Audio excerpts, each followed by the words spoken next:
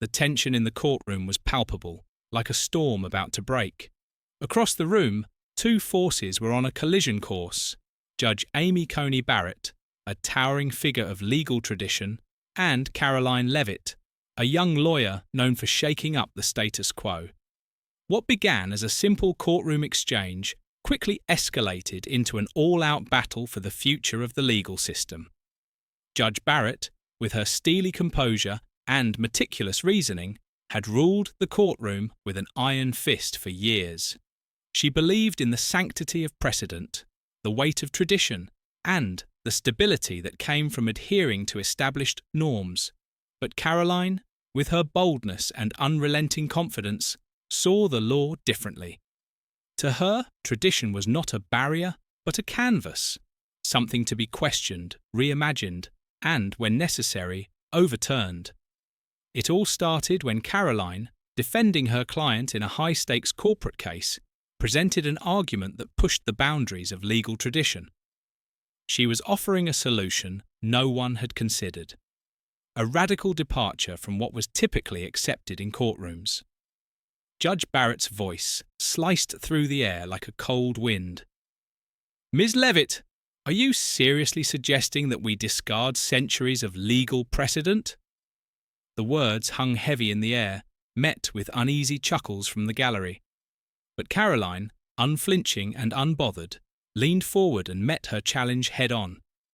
"Your Honour," she said, "sometimes we have to question the very paths we've walked in order to find a new way forward." And with that, the courtroom erupted. Social media buzzed with hashtags like Barrett vs Leavitt, as people took sides in what quickly became more than just a legal case. It was a clash of ideologies, a generational battle playing out in real time. Supporters of Judge Barrett hailed her as the protector of tradition, the guardian of the legal system's integrity. On the other hand, Karoline's supporters rallied behind her as a fearless disruptor, someone willing to challenge the system in pursuit of progress. The trial was no longer just about corporate law, it was about the future of the legal profession itself. As Karoline left the courthouse that day, her determination clear in her eyes, she whispered to her team, "This is far from over." It was clear. What began as a legal battle was quickly becoming a fight for the very soul of justice itself. In the quiet sanctuary of her chambers, Judge Coney Barrett sat at her desk, meticulously reviewing the case that had captivated the nation. The sharp, focused expression on her face betrayed a mix of irritation and reluctant curiosity. The argument presented by Karoline Leavitt was undeniably audacious, a departure from traditional legal norms that Judge Barrett held dear. While the younger lawyer's unorthodox approach bristled against Barrett's deep-seated reverence for precedent, it also piqued her intellectual interest. "Reckless," Barrett muttered under her breath, flipping through the pages of the case file. "But clever." Her mind churned with questions. Was Karoline's strategy merely an attention-grabbing stunt, or was there genuine brilliance beneath the bravado? Either way, Barrett resolved to dissect and dismantle the argument with the same precision that had defined her storied career. Recognizing the potential ramifications of this high-profile case, Barrett sought reinforcements. She convened a meeting with her most trusted legal peers, a select group of judges and scholars renowned for their expertise in constitutional and corporate law. In the dimly lit conference room of the courthouse, she presented Karoline's case as a puzzle to be solved. "This isn't just about one lawyer's arrogance," Barrett began, her voice steady but edged with determination. "It's about defending the integrity of our legal system against untested and, frankly, dangerous reinterpretations." The room buzzed with agreement as the group began brainstorming counter-arguments. Each point was scrutinized, each precedent revisited, as Barrett led the charge to build an unassailable critique of Karoline's approach. Yet, even amid the intellectual rigor, Barrett couldn't entirely suppress a flicker of admiration for the boldness of the argument she sought to dismantle. Across town, in a cramped but lively office buzzing with energy, Karoline Leavitt was assembling her own team. Unlike Barrett's circle of seasoned professionals, Karoline's coalition was a diverse mix of young legal prodigies, grassroots activists, and progressive scholars. The room crackled with a sense of purpose as Karoline outlined her strategy on a whiteboard.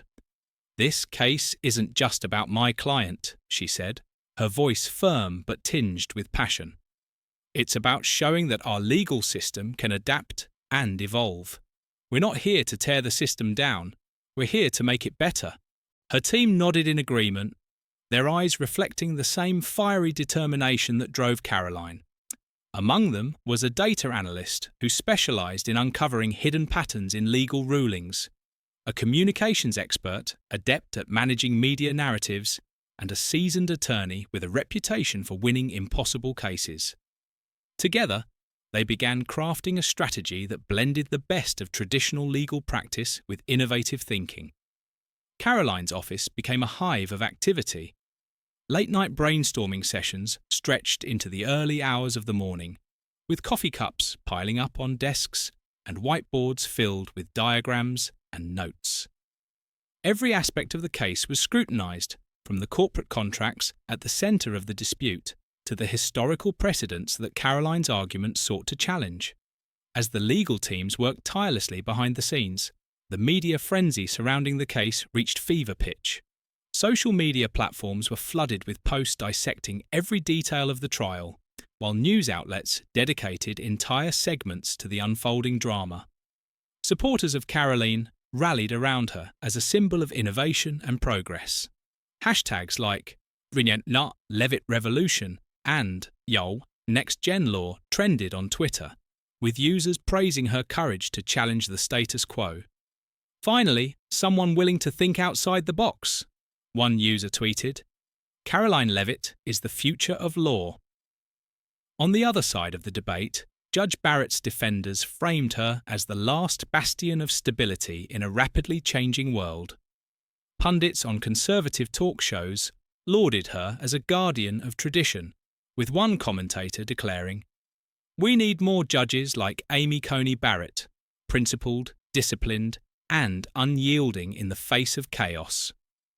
The polarised opinions extended far beyond the courtroom, with public figures, celebrities, and even politicians weighing in. Some praised Barrett's dedication to preserving the integrity of the legal system, while others criticised her for being out of touch with modern realities. In the midst of the public spectacle, both women remained steadfast in their preparations. For Barrett, the case had become a personal mission. Late into the night, she pored over law books and consulted her network of legal experts, refining her arguments to perfection. The stakes were too high to leave anything to chance. For Karoline, the pressure was equally intense. She knew that the scrutiny she faced wasn't just about the case. It was about her identity as a young, unconventional lawyer challenging an established authority. In quieter moments, she confided in her closest allies, admitting the weight of expectation that rested on her shoulders. "I can't let them down," she said during one late-night strategy session, her voice barely above a whisper. "This is bigger than me." The contrasting approaches of the two camps became a story in itself, adding another layer of intrigue to the trial. Barrett's methodical, traditionalist approach was juxtaposed against Karoline's dynamic, collaborative style. The media played up the generational divide, framing the trial as a clash not just of legal philosophies, but of worldviews. The tension continued to build, with each side doubling down on their positions. Barrett's team leaked carefully crafted statements to the press, emphasising the dangers of deviating from established legal norms. Karoline's camp responded with op-eds and interviews highlighting the need for a justice system that could adapt to the complexities of the modern world. As the trial date approached, both sides braced for the inevitable showdown.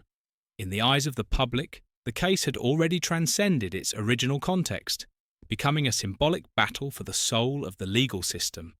For Barrett, it was about preserving the sanctity of tradition. For Karoline, It was about proving that tradition and progress could coexist. Despite their differences, both women shared an unspoken understanding. This case would define not only their careers, but also their legacies. And as the clock ticked closer to the next courtroom session, the world waited with bated breath to see who would prevail. The tension in the courtroom was palpable as Judge Amy Coney Barrett sat poised at the bench, her gavel resting in her hand like a weapon of authority. The air seemed to crackle with anticipation as she began. "Ms. Leavitt's argument," Barrett said, her tone razor-sharp, "is not only unorthodox, but an affront to the very foundation of legal scholarship." The words hung in the air, slicing through the silent courtroom. Barrett's voice carried an unmistakable edge, one that demanded both attention and respect.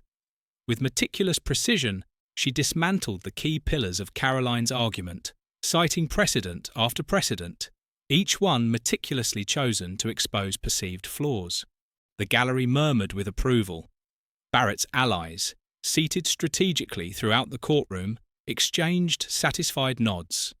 This was the moment they had been waiting for, a display of intellect and command that reaffirmed why she was revered as a paragon of legal tradition. Across the aisle, Karoline Leavitt sat motionless, her expression unreadable. But as Barrett's critique reached its crescendo, Karoline rose to her feet. The room stilled, and all eyes turned to the young lawyer. "With all due respect, Your Honour," Karoline began, her voice steady yet charged with determination. "Innovation often begins as heresy." The courtroom erupted. Gasps of shock mingled with murmurs of admiration, and a smattering of applause echoed from the gallery. Barrett's eyes narrowed, her steely gaze locking onto Karoline. The younger lawyer had struck back, not with defensiveness, but with the bold defiance that had become her hallmark. Karoline continued, her words gaining momentum. "The law is not static, Your Honour. It's a living, breathing system designed to adapt to the complexities of an ever-evolving world. Dismissing innovation outright risks stagnation." Barrett leaned forward, her expression inscrutable, as if weighing Karoline's words. The gallery, meanwhile, buzzed with a mixture of tension and excitement. This wasn't just a trial, it was a spectacle. The drama escalated when, seemingly out of nowhere, a whistleblower came forward. The individual, an insider from the very corporation Karoline was defending, produced explosive evidence suggesting corruption at the highest levels. Documents detailing backroom deals, unethical practices, and potential violations of corporate law were introduced, threatening to upend the entire case. The revelation was a bombshell. News of the whistleblower's testimony spread like wildfire, dominating headlines and fueling heated debates. In the courtroom, the atmosphere shifted dramatically. The once steadfast support for Karoline began to waver as doubts crept in. The allegations against the corporation cast a shadow over Karoline's intentions. Was she truly a champion of innovation, or was she complicit in defending a corrupt entity? The narrative that had once framed her as a bold reformer now seemed more complicated, and her detractors seized the opportunity to question her integrity. For Karoline, the whistleblower's revelations were a devastating blow. Behind closed doors, her team scrambled to assess the damage. "We need to address this head-on," Karoline told her colleagues, her voice firm despite the mounting pressure. "Ignoring it will only make us look guilty." She convened an emergency meeting with her legal team, her mind racing with possible strategies. The stakes had escalated beyond the initial legal arguments. This was now a battle for public trust, as much as it was for justice.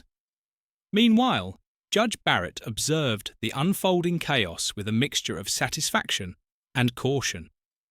While the whistleblower's testimony bolstered her case against Karoline's argument, Barrett knew that relying too heavily on external revelations could undermine the integrity of the trial. Still, she couldn't ignore the opportunity to leverage the new evidence to her advantage. In the days that followed, the case became the center of a cultural firestorm. Late-night talk show hosts delivered scathing monologues about corporate corruption, weaving in biting commentary on Karoline's role in the trial. Social media platforms lit up with hashtags like Jenna Leavitt exposed and Barrett justice, further polarizing public opinion. Supporters of Karoline rallied to her defense, arguing that the whistleblower's claims didn't negate the validity of her broader argument. "This is a distraction," one prominent commentator tweeted. "Karoline Leavitt is being targeted because she's challenging the status quo." On the other side, critics were relentless. Pundits labelled her as naive at best and complicit at worst, questioning whether her idealism had blinded her to the darker realities of her case. In the courtroom, the trial pressed on, with both sides recalibrating their strategies. Barrett's questioning became even more incisive, zeroing in on the ethical implications of Karoline's defense. "Ms. Leavitt," Barrett said during one particularly intense exchange, "how do you reconcile your innovative approach with the moral questions raised by these allegations?" Karoline's response was measured but firm. "Your Honour, the actions of my client, while troubling, do not negate the need for systemic reform. If anything, they highlight the urgency for change. We cannot allow the failings of individuals to derail the progress of the entire system." Her words, while compelling, did little to quell the storm brewing outside the courtroom. The media's relentless scrutiny, combined with the public's thirst for drama, ensured that every development was dissected in real time. The whistleblower's testimony also introduced new challenges for Judge Barrett. While the revelations provided a tactical advantage, they also complicated the narrative. Critics began to question whether Barrett's firm adherence to tradition was blinding her to the possibility of systemic issues within the very structures she sought to protect. Despite the mounting pressure, both women remained resolute. Barrett, with her unyielding commitment to the principles of legal tradition, saw this case as an opportunity to reaffirm the values that had guided her career. Karoline, undeterred by the backlash, viewed the trial as a chance to prove that progress and accountability could coexist. As the trial moved forward, the courtroom became a battleground, not just for legal arguments, but for competing visions of justice. Each session brought new revelations, new twists, and new stakes, leaving the public captivated and divided. By the end of the week, it was clear that the trial had transcended its original scope. This was no longer just about corporate contracts or legal precedents. It was a microcosm of larger societal debates about power, accountability, and the future of the law. And in the midst of it all, Karoline and Barrett stood as the central figures, each determined to emerge victorious, no matter the cost. As the trial progressed, the stakes soared to unprecedented heights. Just as the courtroom seemed to have settled into its rhythm of charged exchanges between Judge Amy Coney Barrett and Karoline Leavitt, an unexpected twist shattered the fragile equilibrium. A leaked internal memo surfaced, implicating Barrett in a financial connection to one of the parties involved in the case. Though the connection was tangential, an investment in a mutual fund that indirectly held shares in the corporation at the centre of the trial, it was enough to ignite a media firestorm. The once unquestionable impartiality of Judge Barrett was now under scrutiny. Barrett's critics seized the moment, accusing her of potential bias. "Even the appearance of a conflict of interest undermines trust in the judiciary," one prominent analyst remarked during a heated debate on primetime television. Social media platforms exploded with hashtags like #Barrett bias and #judicial integrity, further polarizing an already divided public. For Karoline, the memo was a golden opportunity. At a press conference held outside the courthouse, she addressed the revelation with calculated precision. "This case has always been about more than just one corporation or one precedent," she declared. "It's about the systemic flaws that allow such conflicts to persist unnoticed." The move was strategic, reframing her argument from a defense of her client to a broader critique of the judiciary itself. By doing so, Karoline positioned herself not just as an advocate for innovation, but as a champion of transparency and reform. The narrative began to shift, with growing public sympathy for her cause. Inside the courtroom, Judge Barrett responded with characteristic poise, refusing to be rattled by the accusations. She addressed the issue head-on during a court session. "The integrity of this court is paramount," she stated firmly. "I will not allow unsubstantiated allegations to distract from the pursuit of justice." Her words were met with a mixture of admiration and skepticism as the gallery wrestled with the implications of her statement. Meanwhile, neutral investigators entered the fray, tasked with examining the claims against both Barrett and Karoline. These independent experts, unaffiliated with either side, began to piece together a complex web of motivations and actions that extended far beyond the immediate case. Their preliminary findings were eye-opening. Evidence of corporate greed surfaced, implicating several high-level executives in schemes to manipulate legal outcomes for profit. Simultaneously, whispers of judicial politics hinted at the pressures Barrett faced to maintain her position as a staunch defender of tradition in an increasingly polarized legal landscape. The courtroom became a stage for a high-stakes drama, with every session resembling a gladiatorial contest. Barrett's sharp questioning exposed inconsistencies in Karoline's arguments, while Karoline's rebuttals revealed her uncanny ability to adapt and innovate under pressure. Their exchanges were electric, each word a weapon wielded with precision and intent. As the tension mounted, new revelations further complicated the narrative. Leaked emails from within the corporation revealed internal debates over the legality of their practices, with some executives expressing concern about the potential fallout. These disclosures bolstered Karoline's case, painting her client not as a villain, but as a victim of systemic failures. Barrett, however, was far from yielding. Drawing on her extensive legal expertise, she countered Karoline's claims with methodical precision, dissecting each point to reveal its vulnerabilities. "The law is not a canvas for personal expression," Barrett declared during one particularly charged exchange. "It is a framework that demands discipline and respect."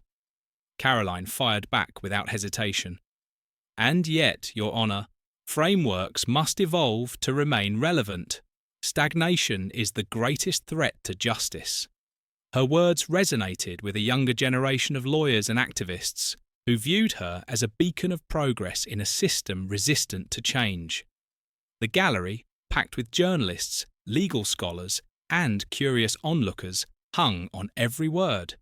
Each argument and counter-argument was dissected in real time on social media, where opinion polls showed a near-even split between supporters of Barrett and Karoline. As the investigators delved deeper, their findings painted an increasingly murky picture.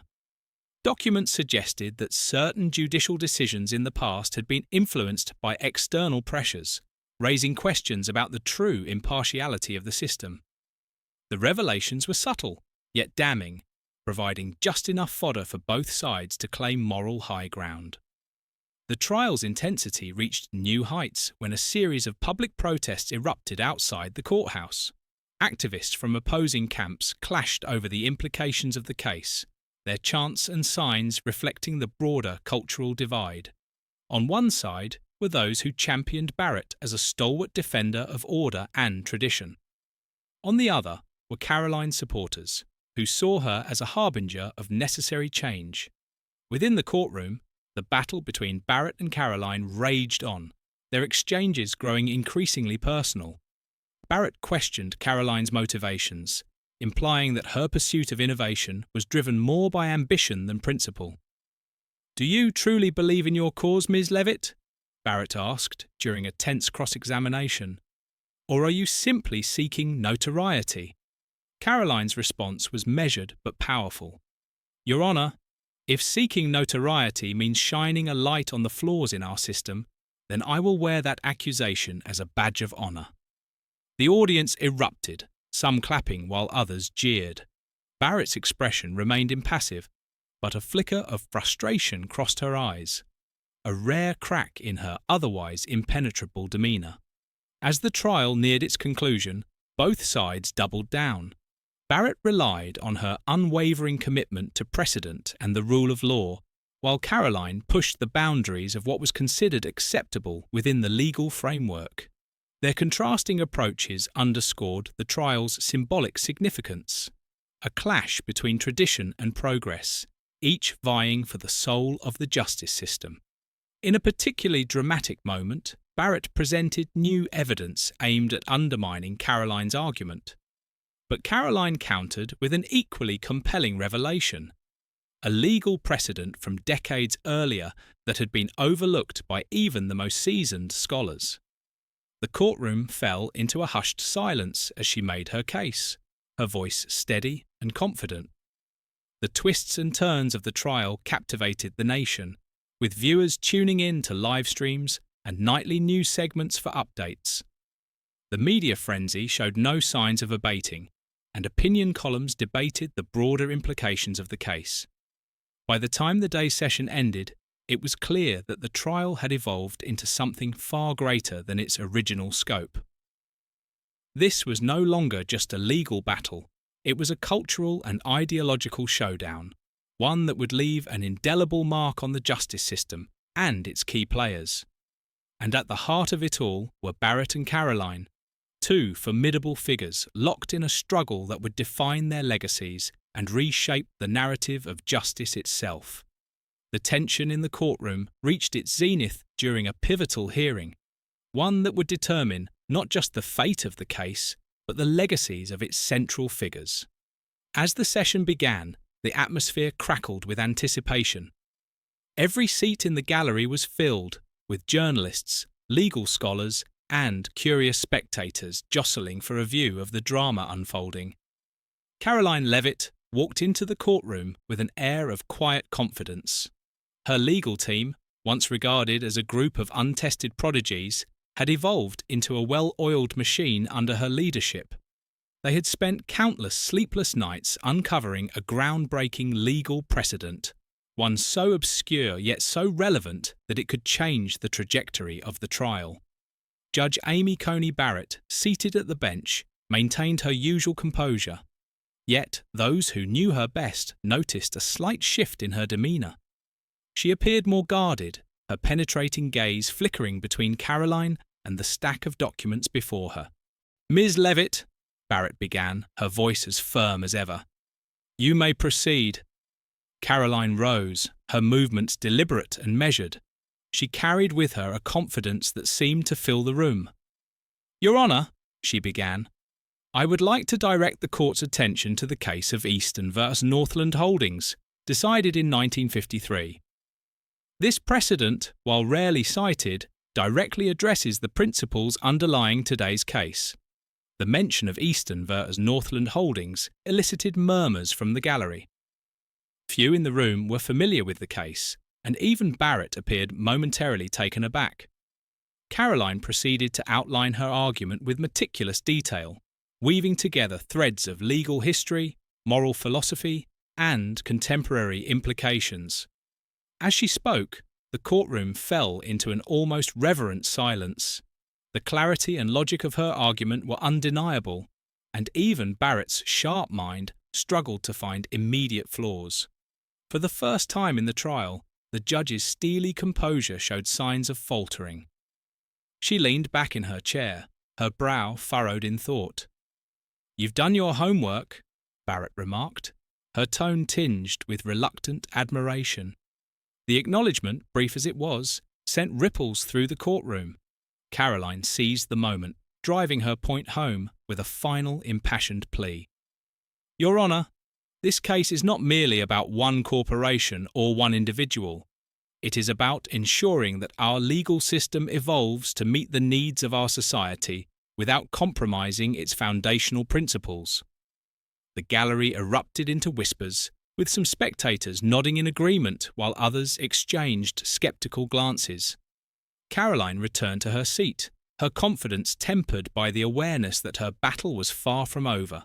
Judge Barrett, though momentarily shaken, was not one to concede easily. After a brief pause, she leaned forward and addressed the courtroom. "While Ms. Leavitt's argument is compelling, it is my duty to examine all aspects of this case with the utmost scrutiny. To that end, I present evidence that raises critical questions about the applicability of her secondary claims." Barrett's legal team, operating with the precision of seasoned veterans, unveiled a series of documents challenging the foundational assumptions behind Karoline's secondary arguments. The evidence, though not immediately devastating, introduced enough doubt to force a reconsideration of certain points. The courtroom atmosphere shifted once again, this time towards a nail-biting deadlock. Observers could feel the push and pull between the two sides, each gaining and losing ground in rapid succession. Barrett's cross-examination of Karoline's witnesses was a masterclass in legal precision, exposing minor inconsistencies that threatened to undermine the younger lawyer's case. Karoline, however, was not one to falter under pressure. With each new challenge posed by Barrett, she responded with clarity and resilience, often turning potential setbacks into opportunities to reinforce her broader argument. Her ability to think on her feet and adapt to Barrett's probing questions left the gallery in awe. As the session wore on, the dynamic between Barrett and Karoline began to evolve. What had started as a clash of ideologies now carried an undercurrent of mutual respect. Both women recognized the brilliance of the other, even as they remained unwavering in their positions. At one point, Barrett paused during her questioning to address Karoline directly. "Ms. Leavitt," she said, her tone uncharacteristically reflective, "you have a remarkable mind, but brilliance without discipline can lead to chaos. How do you reconcile that with your approach?" Karoline's response was immediate and heartfelt. "Your Honour, I believe discipline is essential, but so is the courage to challenge established norms when they no longer serve justice. The balance lies in knowing when to preserve and when to innovate." The exchange, though brief, encapsulated the essence of their conflict, a battle not just over legal principles, but over the very nature of justice itself. As the session drew to a close, both sides appeared to be on equal footing. Barrett's final remarks highlighted the importance of upholding the integrity of the legal system, while Karoline's closing statement emphasized the need for adaptability and progress. The courtroom remained abuzz long after the gavel signaled the end of the hearing. Spectators and analysts alike debated the implications of the day's proceedings, with many struggling to predict the trial's outcome. Outside the courthouse, the media frenzy continued unabated. Reporters clamoured for statements from both camps, while pundits dissected every moment of the hearing in real time. Polls showed a nation divided, with public opinion split almost evenly between those who supported Barrett's steadfast adherence to tradition and those who championed Karoline's bold vision for the future. For Barrett and Karoline, the day's events marked a turning point. Both women returned to their respective quarters, acutely aware that the trial was nearing its climax. The battle had become as much about their own legacies as it was about the case itself, and neither was willing to back down. The stage was set for an explosive conclusion, one that would leave an indelible mark on the justice system and the individuals at its centre. The final day of the trial dawned with an intensity that was almost palpable. The courthouse was swarmed by reporters, legal enthusiasts, and everyday citizens who had followed the case as if it were the season finale of a gripping drama. The stakes had never been higher. Inside, the courtroom was packed to capacity, the air charged with anticipation. The session began with Judge Barrett calling the court to order. Her usual stern demeanour was intact, but there was a subtle shift in her tone, an acknowledgement that this day would likely be remembered for years to come. Karoline Leavitt, poised and confident, began her argument. She spoke with a fervour that captivated the room. Your Honor, this case is not just about one corporation or one client.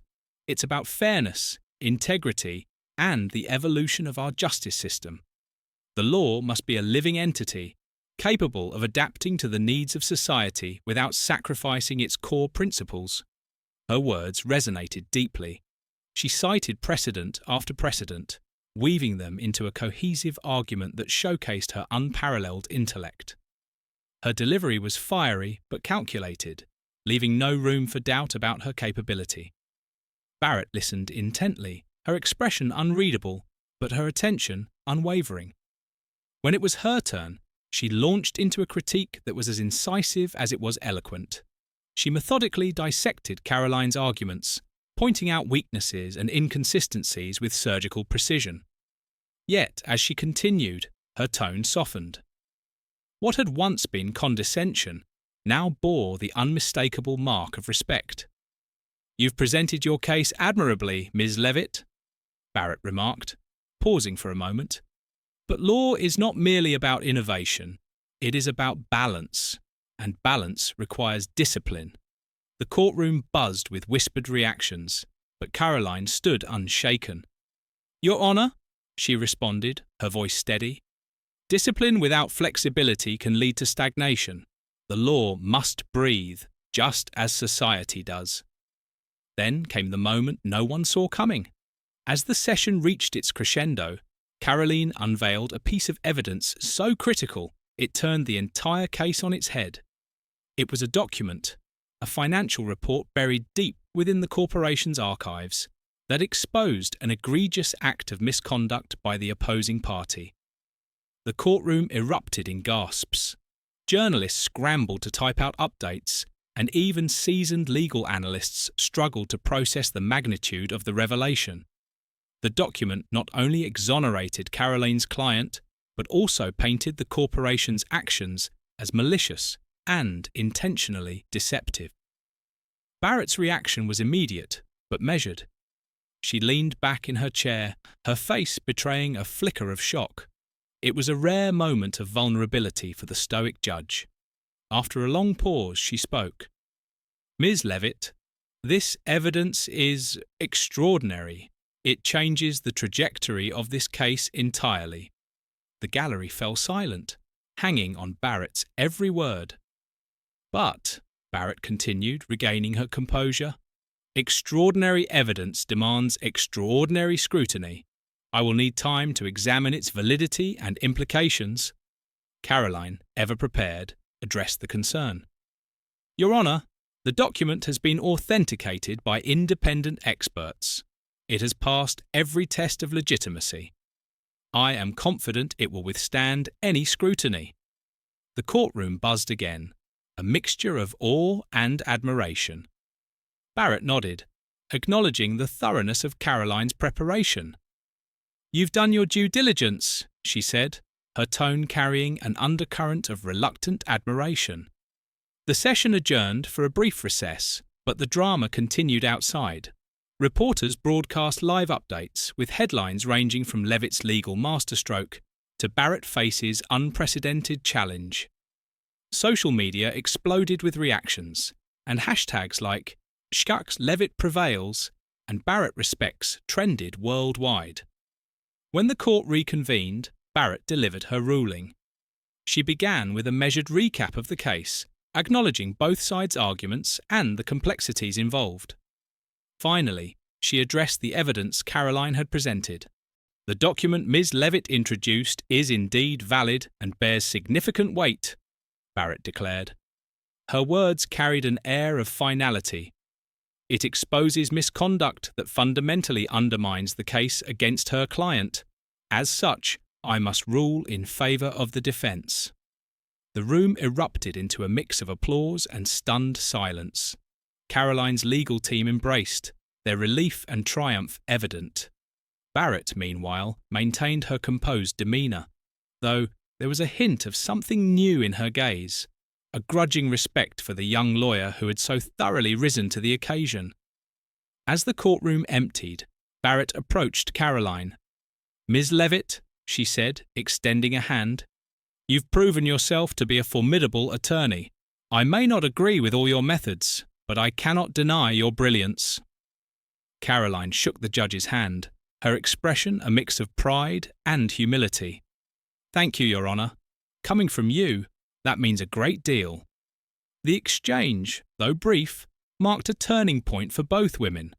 The trial, once defined by their ideological clash, had evolved into a mutual acknowledgement of each other's strengths. It was a moment of reconciliation, not in opinion, but in respect. Outside the courthouse, the media frenzy reached a fever pitch.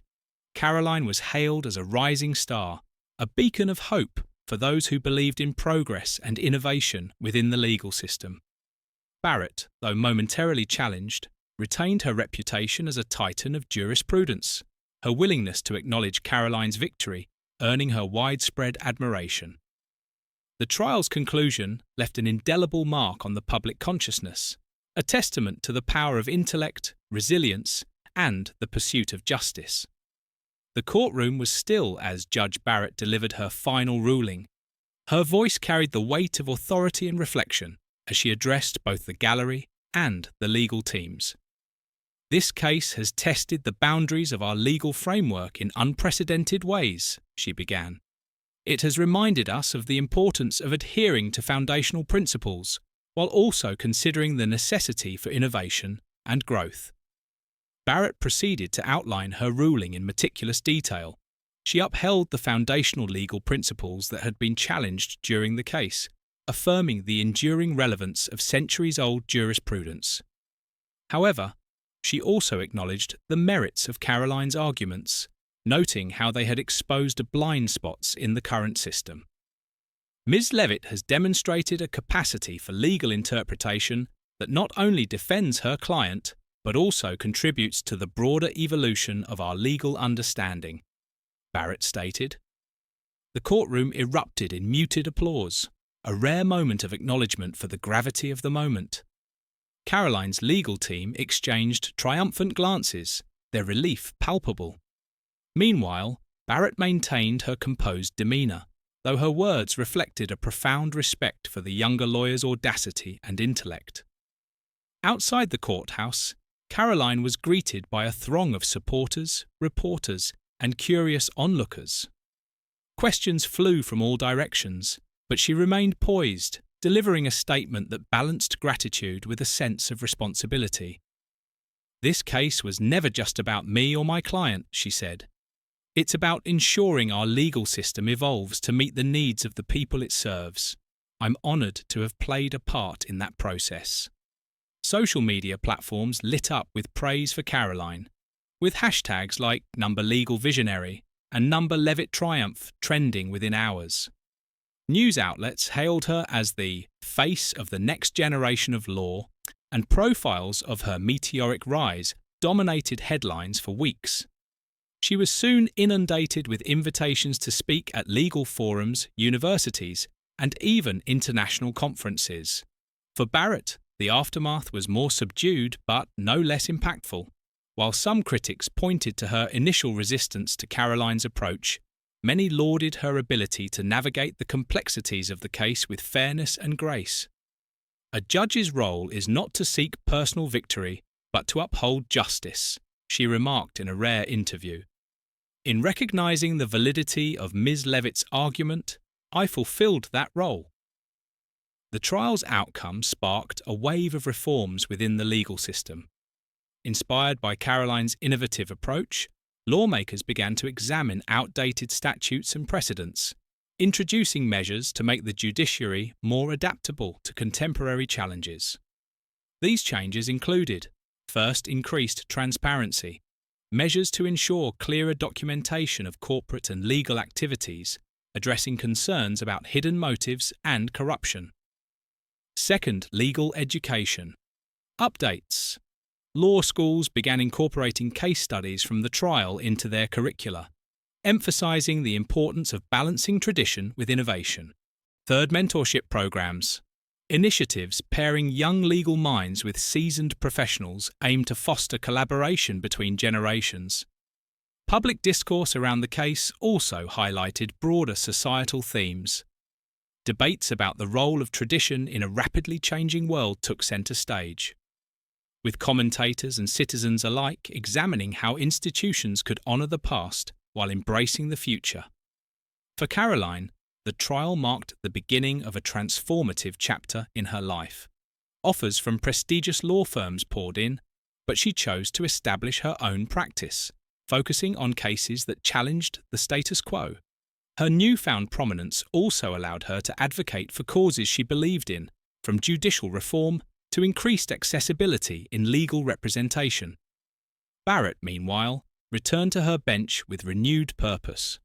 While her rulings remained firm and principled, there was a noticeable shift in her approach. She began incorporating questions about societal impact into her courtroom discourse, a subtle nod to the lessons she had learned from the case. The relationship between the two women, once marked by tension and ideological opposition, evolved into something more nuanced. Though they didn't become collaborators, their mutual respect deepened. Barrett occasionally cited Karoline's arguments in her opinions, while Karoline often credited Barrett as a critical influence on her legal philosophy. Months later, at a high-profile legal gala, Karoline and Barrett found themselves seated at the same table.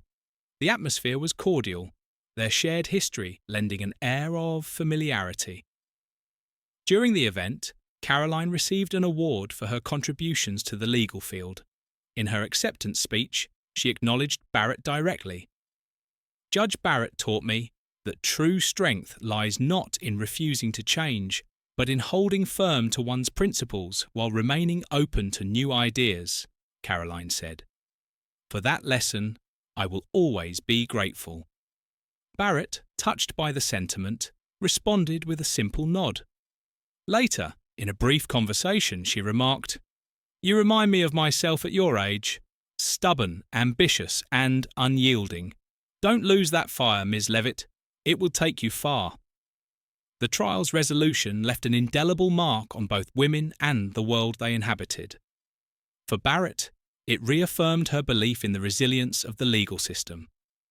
For Karoline, it proved that even the most formidable institutions could be challenged and redefined. Together, they became symbols of a justice system that, while imperfect, could still aspire to balance the weight of tradition with the promise of progress. Their clash, though fierce, became a testament to the power of dialogue, respect, and the shared pursuit of truth. If you enjoyed this thrilling tale of courtroom drama and intellectual rivalry, don't forget to like, share, and subscribe for more captivating stories. Let us know in the comments who you think truly won this epic showdown.